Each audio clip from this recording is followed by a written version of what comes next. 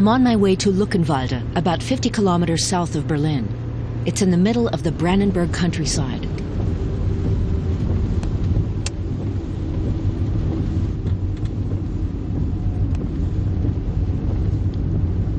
It's here that one of the 17 refugee centers in the state of Brandenburg is located. I'm keen to find out what's become of the asylum seekers who've made it this far. I'm meeting Rainer Höhn, the center director. 165 people live here, but Höhn believes the number of refugees admitted to Germany is too low.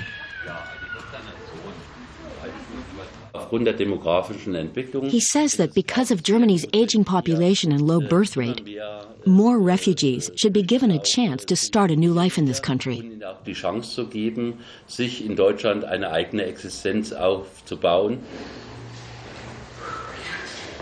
And that is something the Osso family dreams of. Eva and her parents Marwan and Hadila have been here for 2 months. Their departure from Syria was fraught with danger and very expensive. It cost them 15,000 euros. That's the price they paid for their escape. As Yazidis, a Kurdish minority, they were persecuted in Syria. Ich heiß Eva. Marwan is content that his daughter is able to learn German. Marwan says that as Yazidis, the Osso family had no rights in Syria and that they fled for their lives. He says that his children had no access to school and that even though he's 33, he can't write his name in any foreign language. He says he came to Germany so his children wouldn't have to grow up the way he did.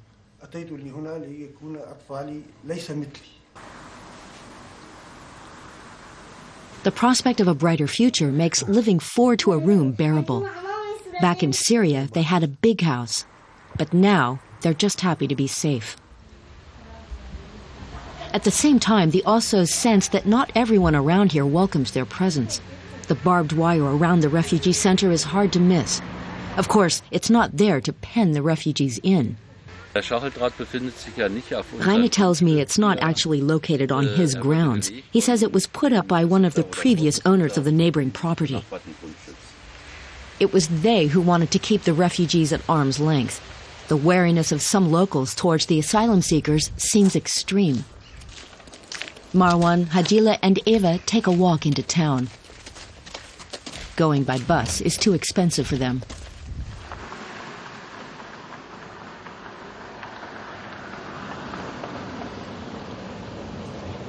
They want to visit their son Avak's school.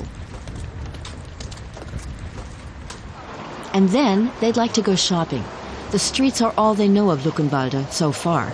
They don't know any of the people who actually live here. The Ossos have just 6 euros a day to live on, so they have to resort to the local soup kitchens in Luckenwalde.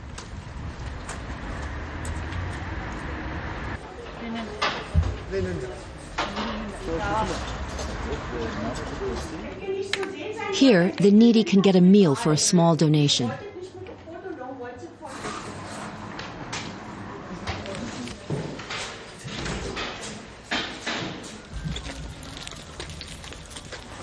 After shopping, they go straight back to the refugee home for Children's Hour.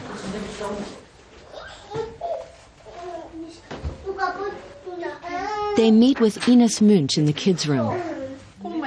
She's a local who volunteers to visit the children nearly every day.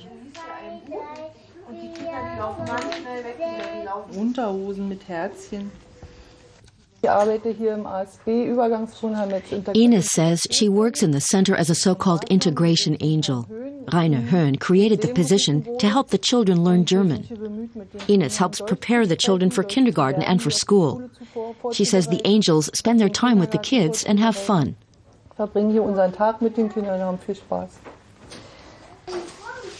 In just 2 months, Eva has learned how to count quite well.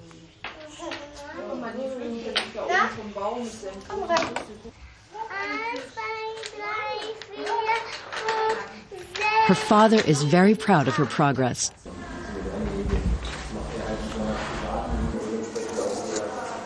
Rainer Höhn has been fighting for refugees' rights for years.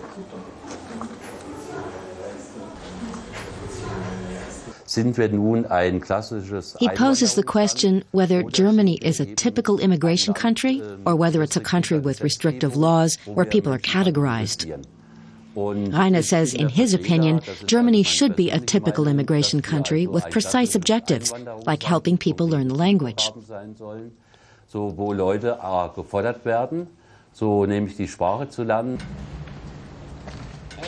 The authorities don't actually provide German classes for refugees without a residence permit, but Rainer has made them possible.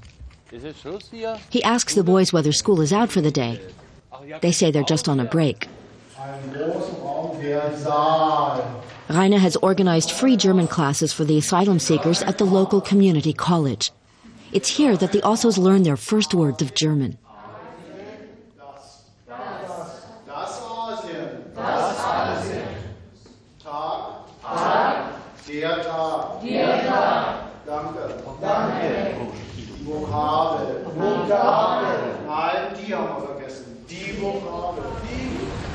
Rainer shows me the first home for refugees in Luckenwalde. It unfortunately gained notoriety 21 years ago.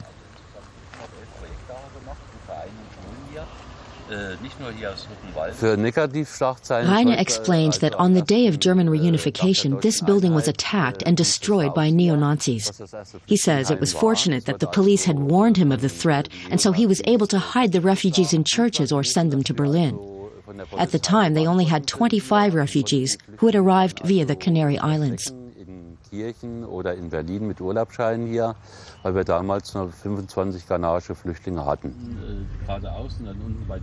Nowadays, though, such an evacuation would not be possible, since there are many more asylum seekers here. This girl has found some snails.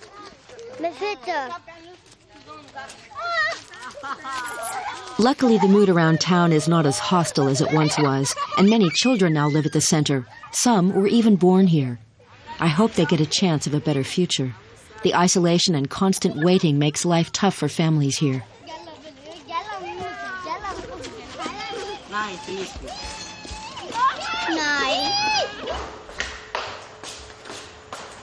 Eva heads to check out the internet cafe in the refugee center. It was set up by Chu Eben and his Refugees Emancipation outfit. They have set up 6 cafes like this in Brandenburg refugee centers, financed through donations. The internet access is designed to diminish some of the isolation and loneliness the refugees experience. We want to just allow the people to have communication access, get information about their country, can know what is the situation so that they can also use it for their asylum process. Marwan is keen to find out more about the situation back in Syria. His father is still there. So for him and the other refugees, the internet is vital, sometimes the only link to their homeland.